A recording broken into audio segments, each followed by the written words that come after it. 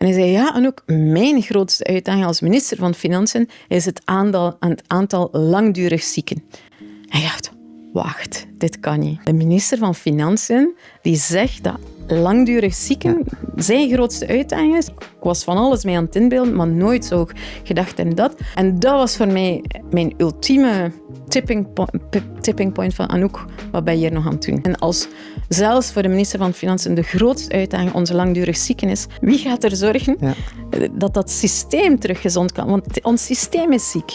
En elke langdurig is, by the way, meer dan 1 jaar. Hè? Ja. Meer dan 1 jaar. Vandaag in de tijd meer dan 576.000